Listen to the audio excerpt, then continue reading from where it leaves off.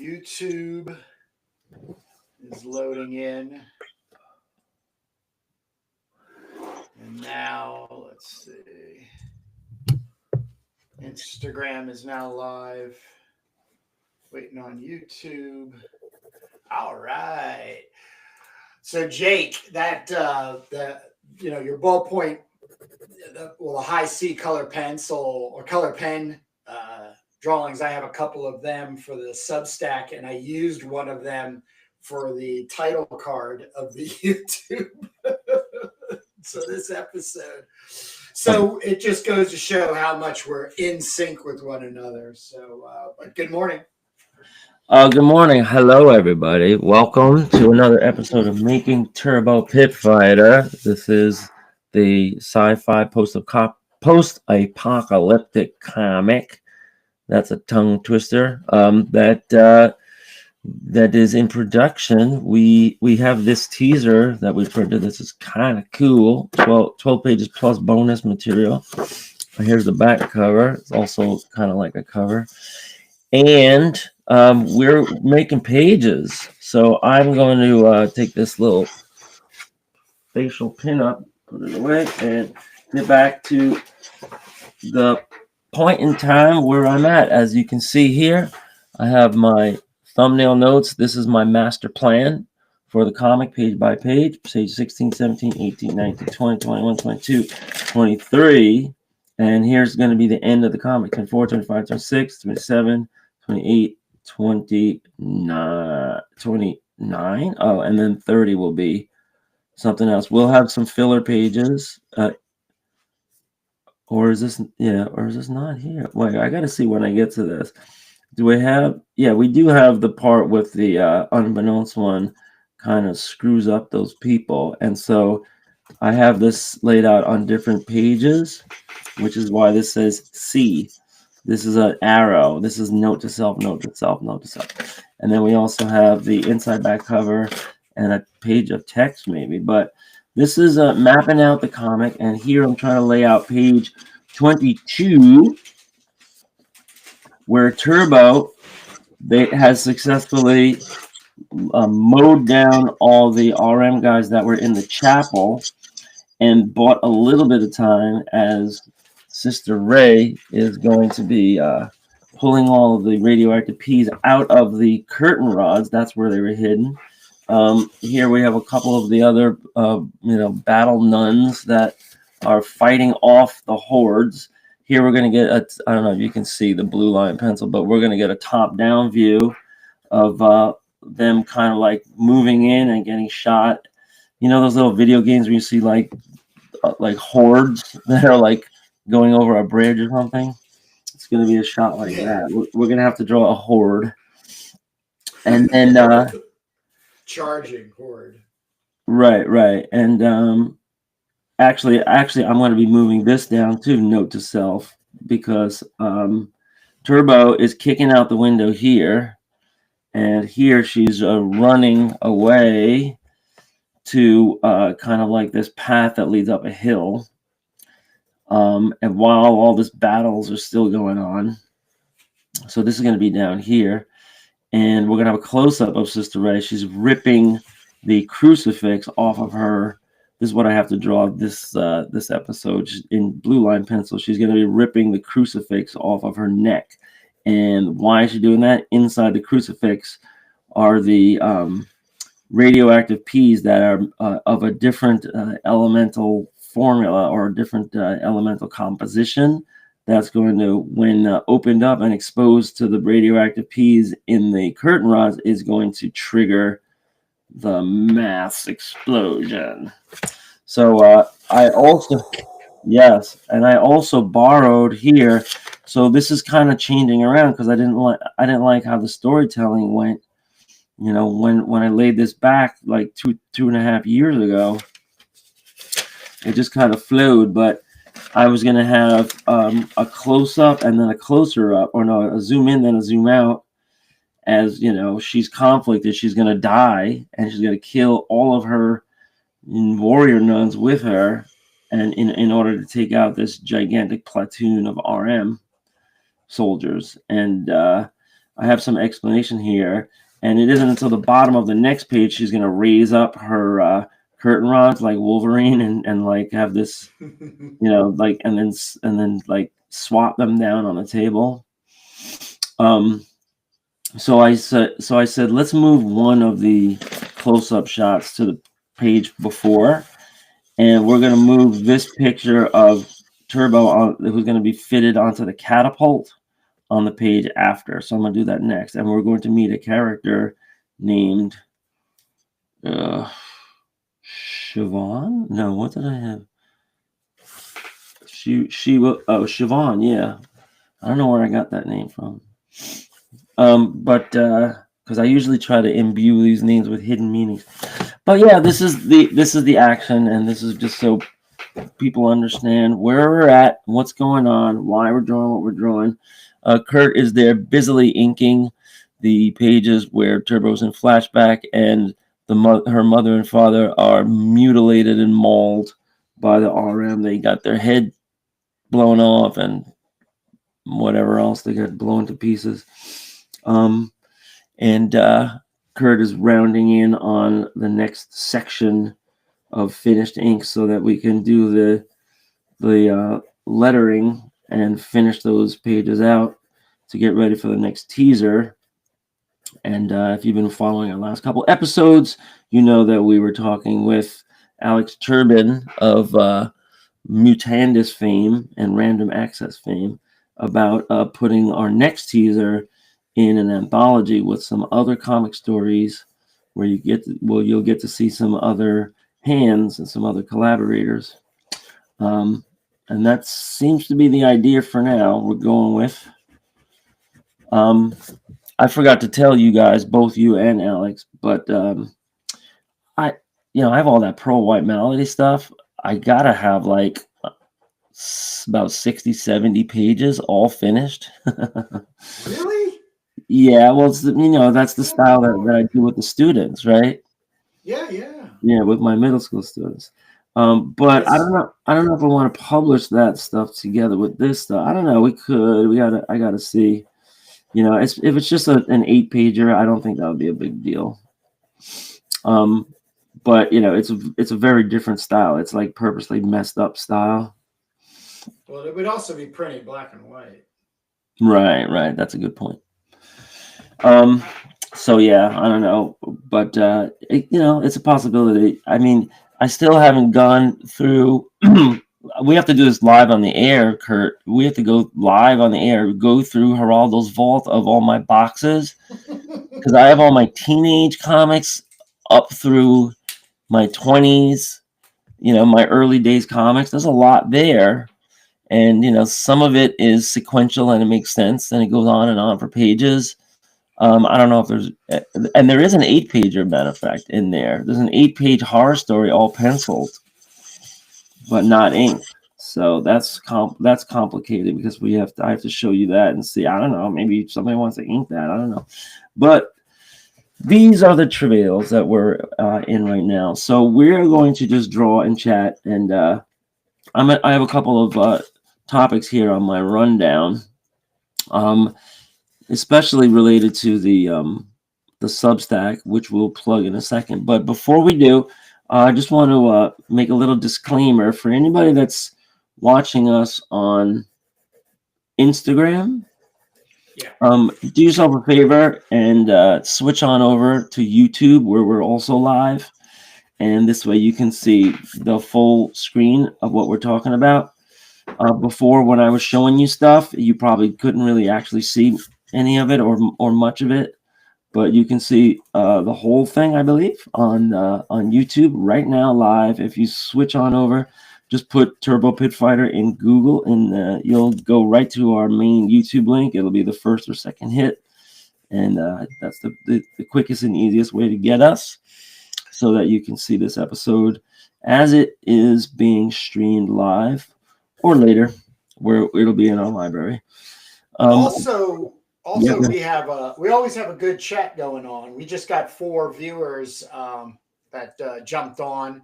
We're always asking people to make comments, ask questions. That's really the biggest thing. The reason we're going live is Jake and I love getting comments and feedback, from there. So not that you can't make comments on After the fact, yeah. Instagram, yeah, well, after the fact too, but on Instagram. But the thing is you're just not seeing everything, so your question might actually be answered by just jumping over to YouTube and seeing us working on the pages. And yeah, it's the best way. But if you've been with us for a while, you do have a really good idea of who we are and what we're doing and why the hell we're doing it. Yeah, and if not, basically we're two guys making comics. We have day jobs, so we meet on every Sunday, and we're making some comics live on the air. We're on all the socials. Doom Mags on Twitter, and we have a Substack called Doom Mags. We also have 2 other channels where we do flip throughs of cool comics, lots of great eye candy, and we discuss. And we also do creator interviews on our indie comics exchange. So if you go to our YouTube, you can see Comics That Influence, Indie Creator Exchange, and Making Turbo Pit Fighter. So those are our 3 presentations. Those 3 are 3 series. So I wanted to bring something up about the. Well, first, let me go over the media report. Because I did rewatch a sci-fi movie, and every time I watch a sci-fi movie, I bring it up with Kurt to see if he's seen it and see if there's any ideas in there that we can mine for our story. Because it's always so interesting to see how other creatives interpret what they think is going to happen in the future. And this one came out quite a while ago. Maybe even like 8 or 10 years ago. It was called Edge of Tomorrow with Tom Cruise. Yeah. You remember that one? So this one, you loved it. I'm a huge Tom Cruise fan. I've always loved him. I don't know why in a deep emotional level, but he makes great movies. It's undeniable. He's made for me. Yeah, he's made some pretty good sci-fi movies. There was another one which I like better. I forget what it was called, but it was the one where he was like on the hamster wheel. But Edge of Tomorrow is the one, if you remember, where he keeps dying over and over again. And because he's like caught in the time continuum. And Kurt knows how I feel about time travel. I'm a real skeptic about time travel because I'm like, well, if that happens, why don't you just go back and kill Hitler? All those kind of questions. But you suspend disbelief. You watch the story. It's I forget who the hot chick is, but there's like this like intense battle maiden, who's right, who's got like all the powers and skills, and she was through this. So Tom Cruise is like caught in this loop where you just replay the same battle over and over, so that the next time you learn like who's lurking around the corner, and you can just zap them. It's a training scenario because the aliens control time too. So right. That's like that's the heavier lifting that they have. Right. The world is invaded by these like alien creatures that look like the tentacles, the tails and tentacles and fangs and everything, and they move Starship Troopers. Right. Kind of like repeated bad guys. They I think the same bad guy aliens are in that Quiet Place thing where New York is invaded and everyone has to shut the hell up. You're right. And it's all these big aliens designs, with they're really fast and stuff. They're cool, man. They're so cool. So I guess all that to say, there isn't anything I'm taking away from that movie. They had some nice gadgets. They had these robo suits, that you go down and you're like clunking around in these heavy, robo suits that enable you to, shoot, both arms, have like, automatic guns and, whatever. Exoskeleton. Right, exoskeleton with like burst cannon and stuff. and you do see that a lot. I don't. We don't have that really. There's no reason I why we thought, can't. but I thought, not the Duke. Didn't the Duke attack? Well, the Duke is going to yes, in the Chronicles of the Duke, he's going to wear this giant robo suit, but it's like more like a mecha than a than one of these Like avatar. a towering type of Right, yeah, and yeah, and as we all know, 2-3 stories tall. maybe more like 5 or 6. Woo! And so, right, which and I got to remind people that there is an amusement park in Japan in real life that has a mecha that is built and is that big, 6 stories tall. And the only thing it can do is like walk and maybe like I think crouch and then get back up. It doesn't do much, but it's huge, man. And I show my students pictures of it, and I'm like, this is not AI. This is real. So I don't think humans here in 2024 have been able to make them very nimble. Is the problem? But they, they're thinking about it. It's just for entertainment purposes. I don't know if you can go inside or whatever, but somebody must be inside or it's controlled from the ground. A lot of fun, but in the Chronicles of the Duke, the whole idea is that he's going to get into the mecha and he's going to engage in a frontal attack on the D. Huberton's headquarters with this giant mecha, and it's going to be a battle royale with like planes coming out, like and drones and everything. And he's going to have his weapons, and there's going to be giant explosive fireballs, and the Duke is going to die. But the whole thing is just a decoy, and that's going to be the same night that the Duke makes a sneak attack down in the subterranean tunnels and kills the majority of the living Dehubertons, and that really pisses them off. And the Duke is also gonna die in that battle. It'll have to be a suicide attack, but he's gonna really do damage, and that's gonna be like why the Duke is gonna become a legend and gonna be revered for generations and generations to come. And that is going to be after he has a career as a pro wrestler and pit fighter, and at the very very beginning of pit fighting in this world, and then he's going to become the governor of either Minnesota or Michigan, I forget which one, and then he's going to be arrested for embezzlement and crimes. And then he's going to do time, but when he's in jail, he's going to create the Duke coin, and the Duke coin is going to become the biggest currency in the world that rivals the U.S. dollar and the other major digital coins. So, and that'll be because he's so popular.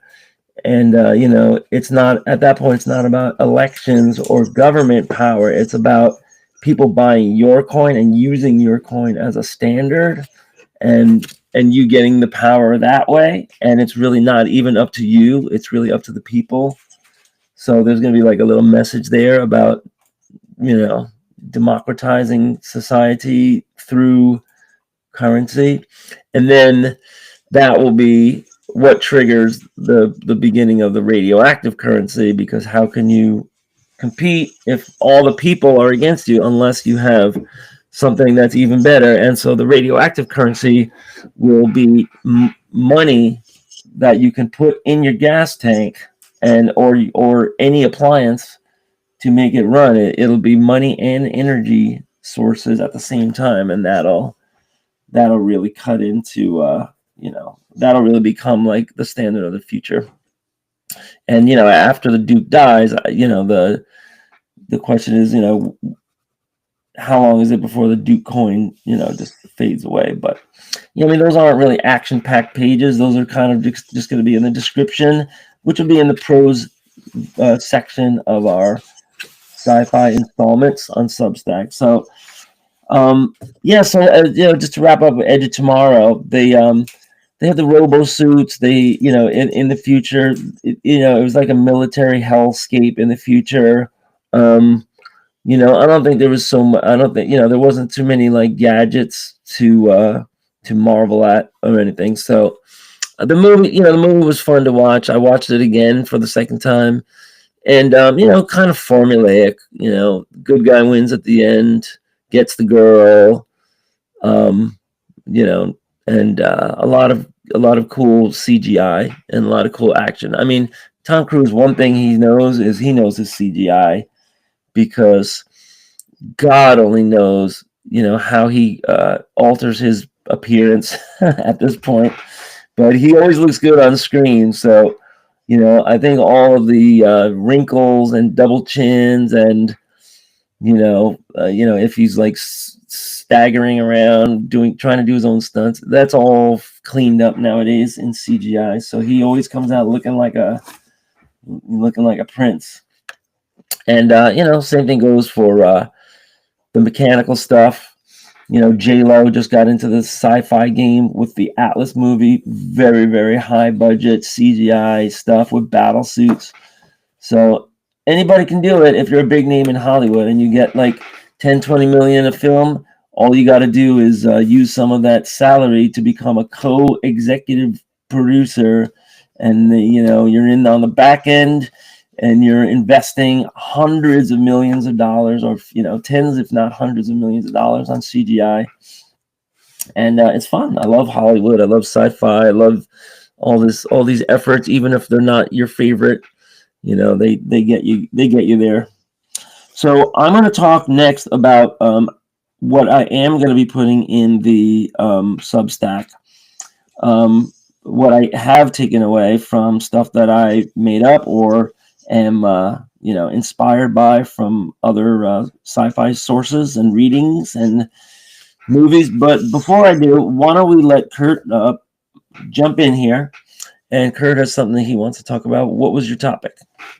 Well, I believe we had this conversation offline last week, and it's been sticking with me, and I wanted to bring it online. And it was, should we release the Turbo teasers as digital as well, download?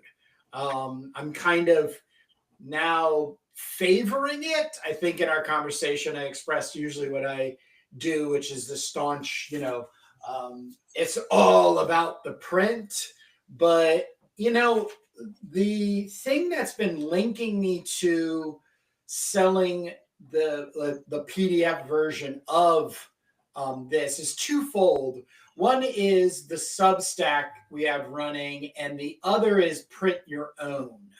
So the question really goes out to you, Jake, is we didn't make any decisions. We didn't ixnay it. It was just you bringing it up as a there's a lot of platforms out there. Do we want to try to sell? And really right now, I can do that on kurtbrugel.com, is offer a PDF download. And I would offer it at the same price as the printed version, which is $3 right now. And then you have shipping, of course, which is, I think, another $6 or $7. So you're paying $10 to get this printed from us. As it's shift, yeah. mated, yeah, as it's made, that thing.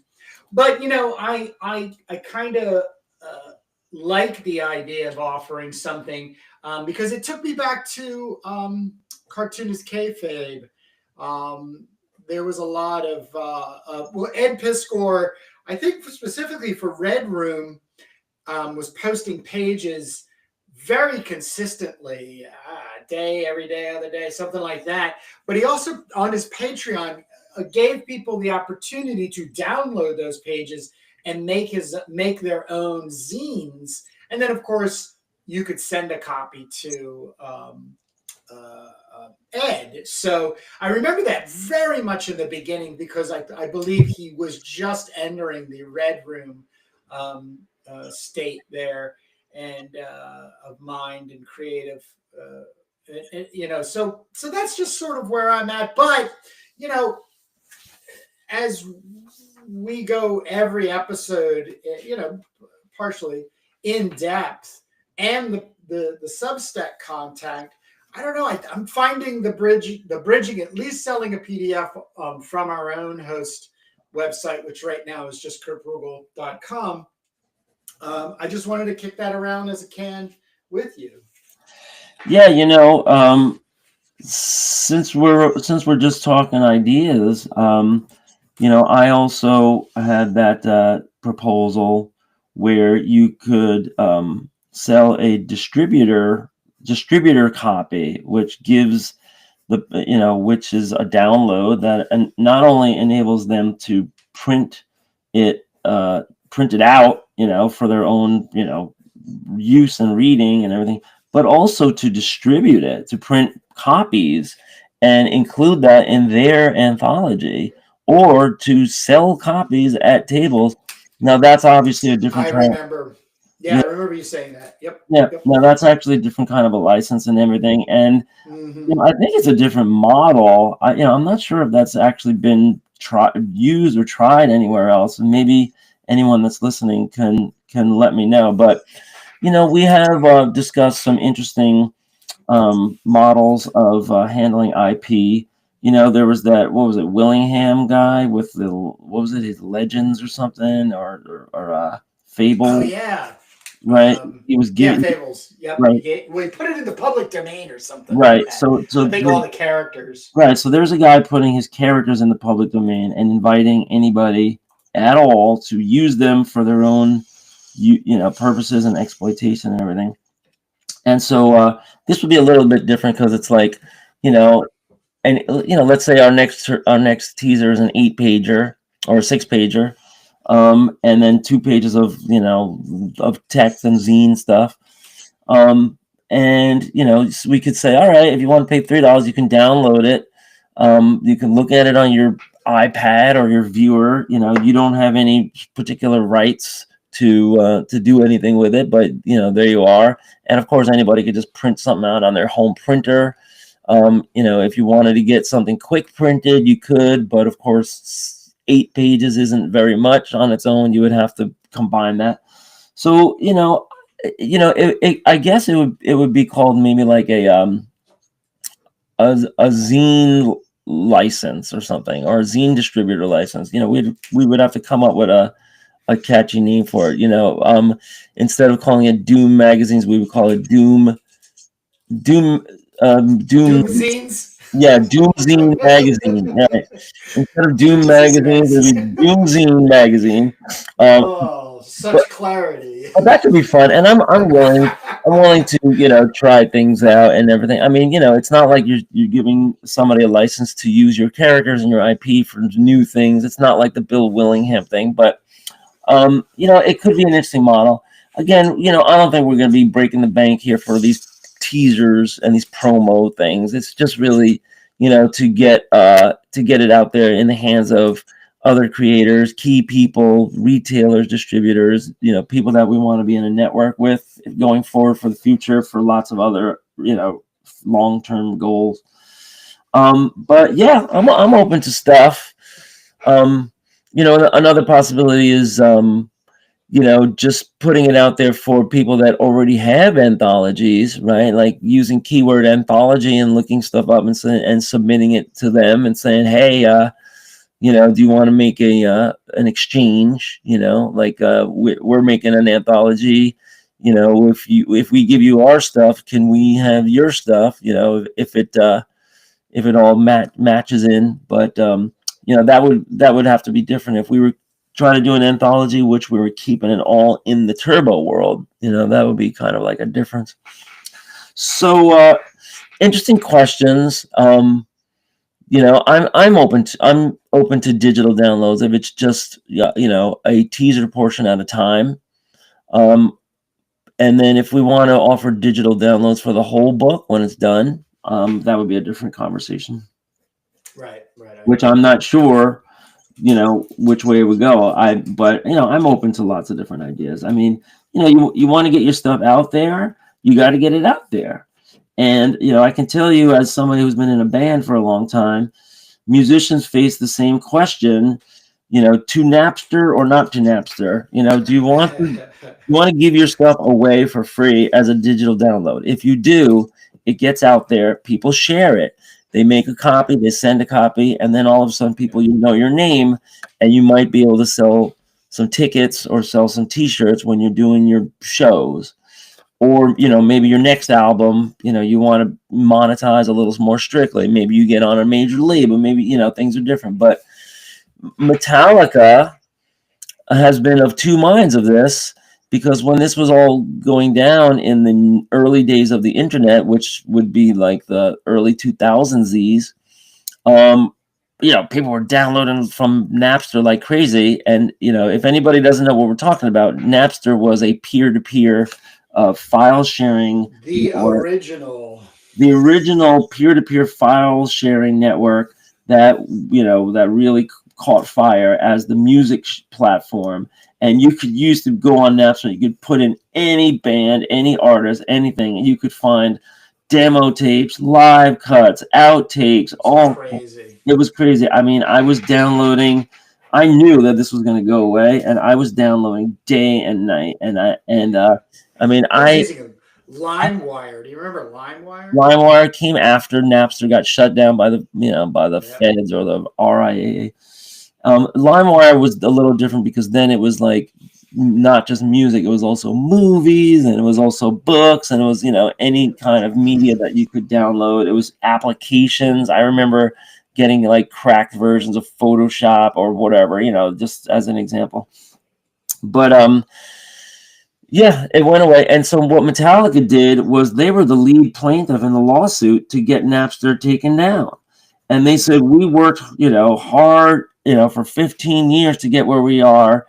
And we're finally got commercial airplay, and we finally got this and that. We don't want to give our stuff away for free on Napster, and neither do a lot of these other artists. So they sued, and Napster got taken away, and the whole thing got shut down and everything. Then, and it was a while later, maybe 10 years later, Metallica put out their next album and their next album and their next album, and they weren't really getting any attention. So they said, you know what we're gonna do? We're gonna give it away for free online. And all you gotta do is like, give us your email and your whatever. And so fortunes change, and that's the thing. And Metallica was really hot in the early 2000s. Enter Sandman was like riding high on the Billboard charts, but nobody can name a song from that other album, right? That they were giving away, Wow. right?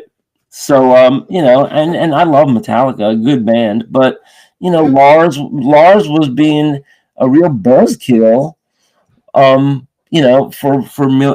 music lovers, because we were just in this heyday of downloading stuff. I mean, I remember, Kurt, I don't know where it is now, I lost it, but I had an MP3 of Neil Young live on stage with Led Zeppelin, and they're What the doing like where the levee breaks, and they're doing like a, yeah, and like those things can never exist, because the record labels will be like, whoa, wait up here, we're not just jumping on stage, like we're in the local bar here. This is contractual obligations, and this stuff can never see the light of day. So yeah, and I never been able to find that back again. But stuff like that. It's not like the audio was great anyway. But so the point being, an artist has to decide, and I believe in that. If you're not a big name in the biz, that maybe you want to take one to give one, and give some product away, so that people can get to know you a little bit, and then maybe you could be a little more judicious later on. um and that all goes back to when I had the one of the first Flash animated pilots I was making, and I was shopping around. You remember the Von Ghouls before it was my Oh band yeah. name. It was a Oh yeah. cartoon. We made 2 episodes for this big IPO company that went belly up very quick, and so I had these 2 pilots that were produced. They're 3-minute cartoons of these ghoulish characters that are like in the mode of Scooby Doo, and but more edgy. And I was shopping these things around, and I would go to MTV Animation. I got an appointment with Eric Cameron, who was the big shot of the day, and he offered me a development deal in which I sign away the rights right then and there, and then maybe if the people who are higher up than him greenlight it, then maybe you get paid to create episodes of your own characters for Viacom. And that's called take one to give one. And that's what Ren and Stimpy did. That's what Nickelodeon is also owned by Viacom, as MTV was. That's what Beavis and Butthead did on MTV, and he took one to give one. And the stories about his suffering, Mike Judge suffering, were legendary. He hated it. He was trapped. He had to make the movie. He had to watch them make tens of millions of dollars. He was only getting paid his per diem to do the animation, and it was like very formulaic. After a while, it's like, all right, are these characters going to grow and expand? No, they're just going to go. So, but he got his name out there, and then Fox hires him to make King of the Hill, and now he's making tens of millions of dollars, and we haven't heard from him since. So, I would recommend, and of course, when I tried to go back to get my development deal, I said, give me 2 weeks, and I'll make the decision. Because I had a meeting with Showtime at the time. They were doing streaming Flash animation online, and I was like, let me see if I can get a better deal. And by the time I go back to MTV, Eric Cameron is no longer with us. So So I just tell the story to people like folks, man, just sometimes take a risk. Sometimes, I mean, I don't know how many people sign the development deal and then toiled away in obscurity and the thing never saw air. I know some people like that. Wow, I know Bob Seska, he did that in his early days. Camp Chaos, it did air on MTV, but mostly they put his stuff online, and then the next thing you know, he's nowhere. And he ended up having a very good career in politics and political, talk. Another person this happened to was Morgan Spurlock, who had a show on MTV called I Bet You Will, and they were just paying people on the street corner to do funny things for money. And he had like 1 or 2 seasons that wrapped, and they were moderately successful. But of course, he ended up getting much more well known later for the Super Size Me documentary about McDonald's food that was Academy nominated. So, take one to give one means put yourself out there, allow yourself to be exploited, let people have something for free, even if it's a big company that's going to give you distro, or even if it's, just the end user who's going to just, give you word of mouth. Hopefully, the decisions that you got to make today in order to get your name out there are it's very always, good. but it's always been that way. I mean, I could tell my run of stories at that same time, because just historically speaking, Jake got us himself first, and then dragged me fast into it.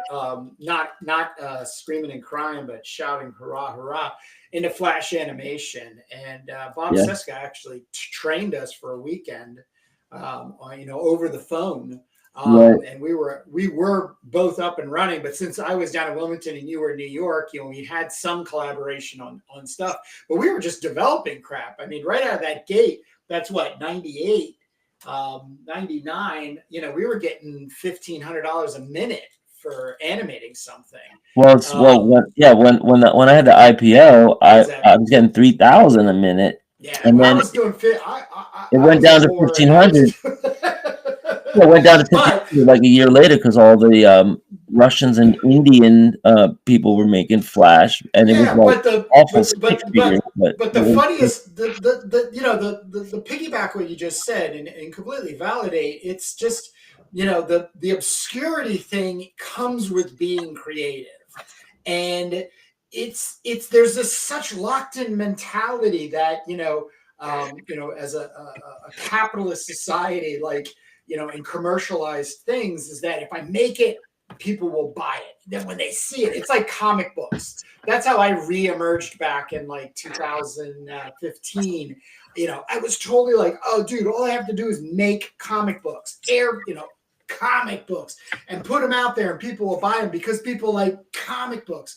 But the thing that absolutely shocked me was how many comic books there were and still are and coming.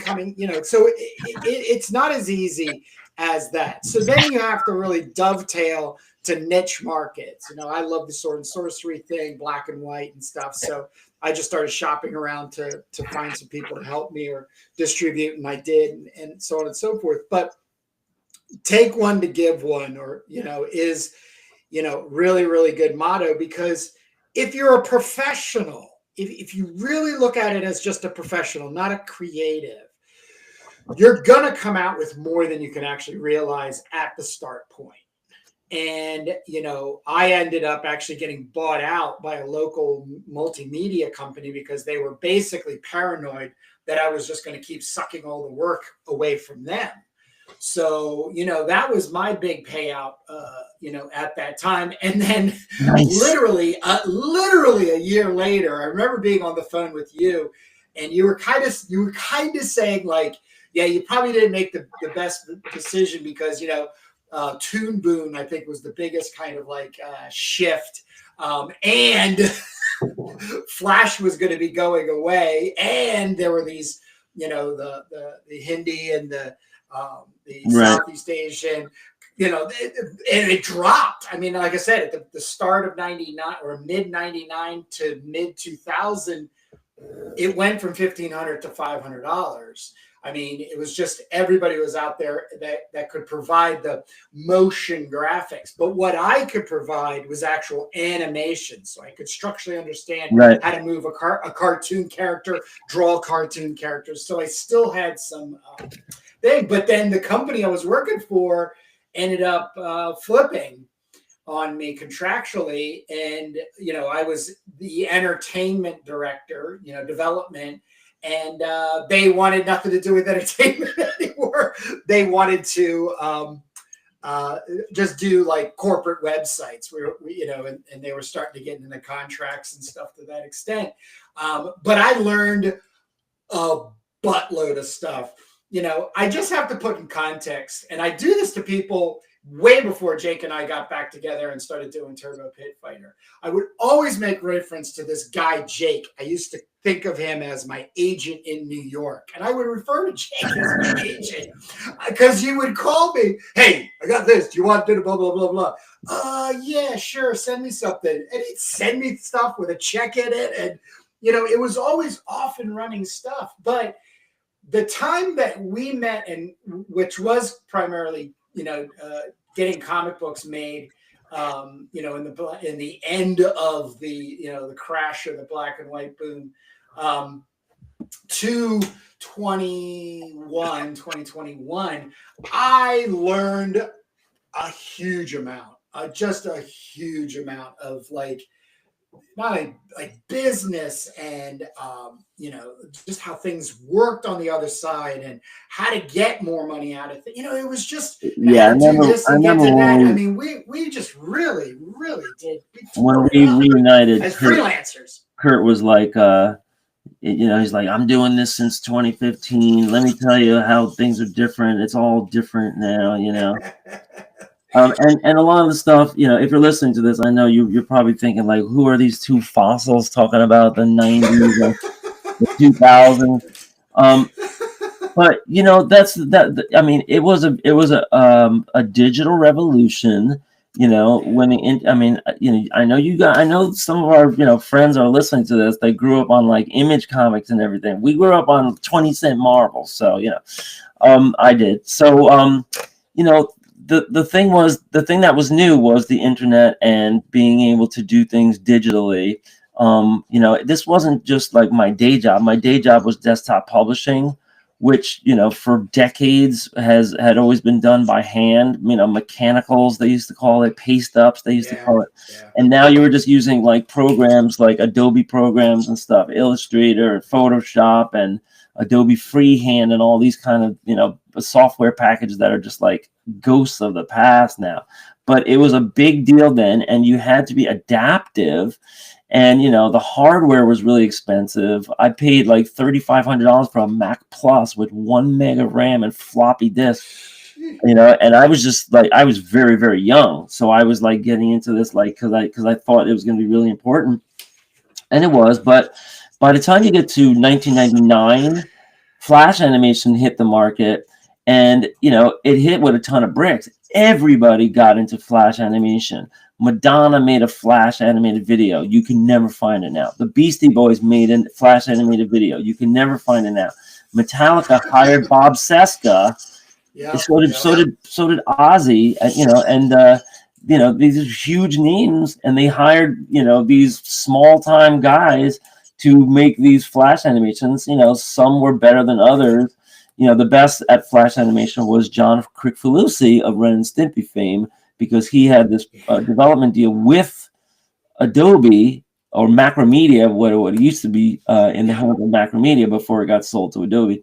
And he made some of the best episodes you'll ever see, like the George Liquor Show, and Tenacious D has a video everybody should look up called "Love Her Gently" or "F Her Gently." Great example of art and motion, and and the tools, which were not traditional tools. It was a combination of vectors and pixels, but you were much better off using vectors because you had incredibly small file sizes. That was a big deal before broadband was what it is now.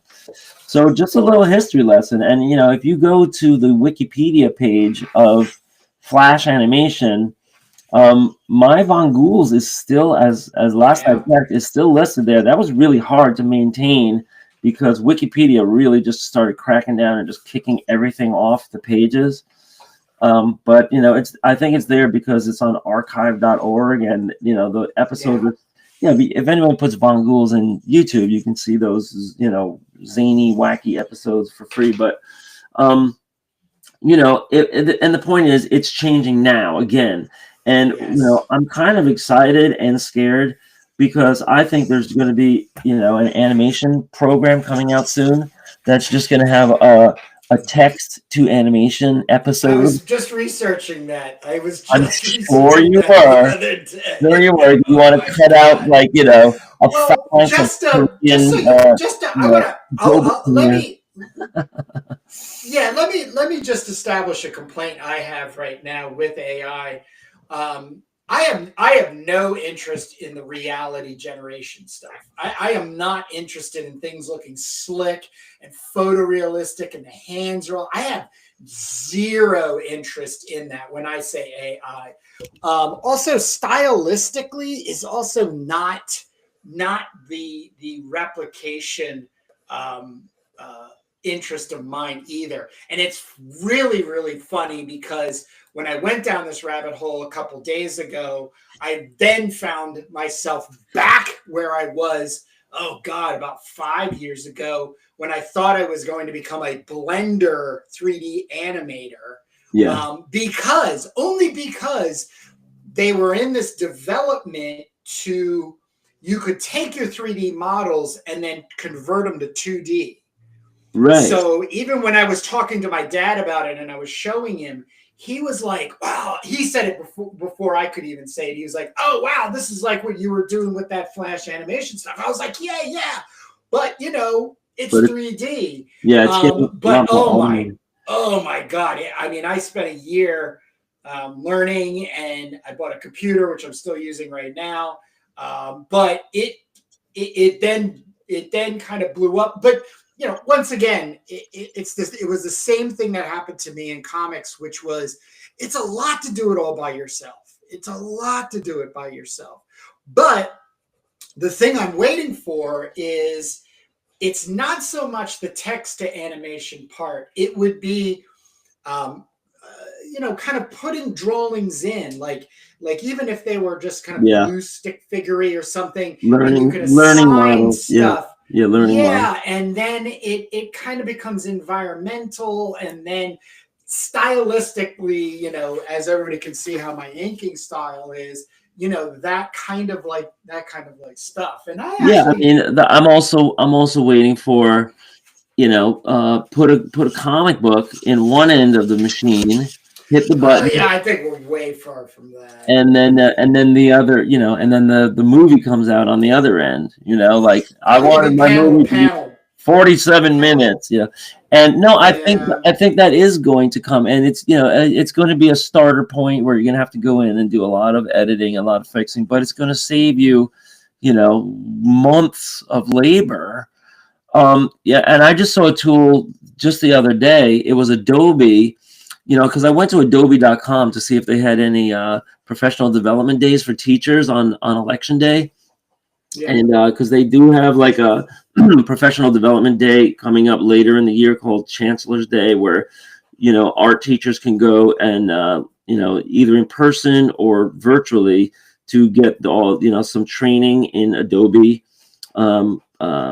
software. So I'm on the website, and then I'm like, hello, what's this? They have this demo, some kind of symposium where there's a guy up on the screen like Steve Jobs, and he's showing a new tool. And there's a whole audience of creatives, of designers and developers and agency people and everything, and they're all, looking on in the audience. And he shows you, it was what you were talking about with your dad. It takes a 2D drawing of a character, and you like surround it with a box or whatever, a lasso. Yeah, Yeah. and then you hit the button, and it turns it into a 3D character, but only temporarily, so that then you can rotate it, get a different. You can rotate it 360. Above, around, side, back, this way, that way, three-quarter view, and then you hit the button again, and it turns it back to 2D. And that is probably the hardest thing for artists to do. I try to teach my kids about that, is like, spatial orientation. You're drawing from imagination. Everybody draws, when you're young, you draw everything like frontal face, squared up shoulders, Yeah. and then you get a little bit better and he's got a fist in the air, and you get a little bit better and they're running.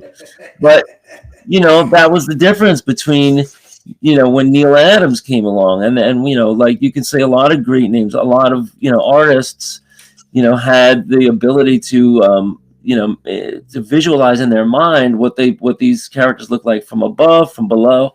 I mean, Michelangelo did that with his sketches and studies. You had all these views, anything you could think of, challenging views that made things look a lot more realistic, like a photograph. And so now they have a tool for that. And the audience, when they saw this, just burst into applause, and as if to say, "Oh, this is what we've been waiting for."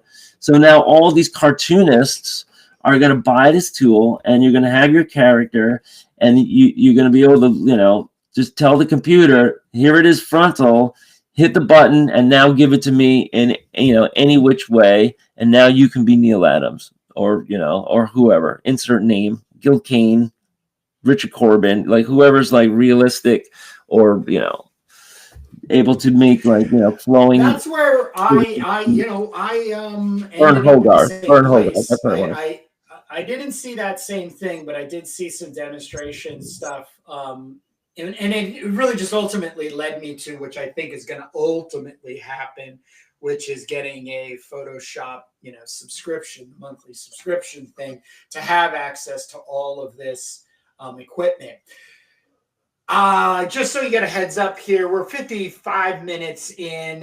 As we're running live, there's really no cutoff point either for we don't have an official interview with a creator, though we're going to try something new, and I don't want to spoil anything because it's going to be completely in development between Jake and I on a different take with our interviewing interviewing comic book creators and our comics and influence from there. But you know, I just want to say this, and you know, I can't say it enough, and I will not stop saying it. I'm lucky to be working with Jake Jacobs because he takes care of half the shit. Not only that I don't want to take care of, just because I'm a whiny, crying little titty baby bitch kind of thing. I'm just not very good at it. And storytelling, I don't believe it should ever be apologetic that you're awesome at it and should be praised for it, because I do think it's an inherent thing. And when I mean when it gets to somebody like Jake, storytelling, there's just an automatic flow with him. I got to work intensely at it to make a story happen.